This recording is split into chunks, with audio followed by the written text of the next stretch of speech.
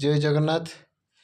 आज आम जाना यही भिडियो 2024 मसीह ओडिशार क्यों व्यक्ति क्यों पदवी अच्छा और मुख्य मुख्य पदवी आम जाना जहाँकि आम परीक्षा बारंबार आसुची।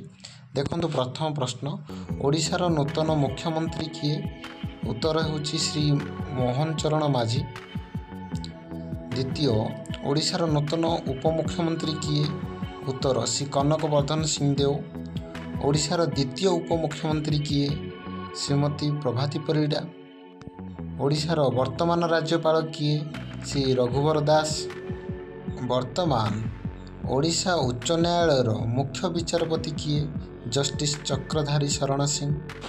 ओडिशार नूतन मुख्य शासन सचिव किए? उत्तर श्री मनोज आहूजा।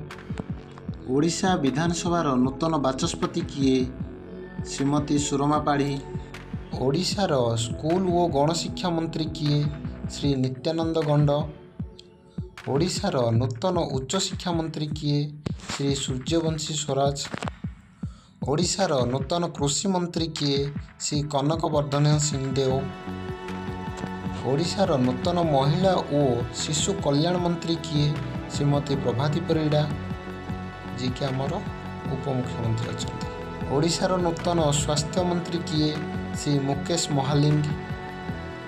ओडिशार नूतन आईन मंत्री किए? श्री पृथ्वीराज सरचंदन। भिडियोटी भल लगी लाइक करନ୍ତୁ।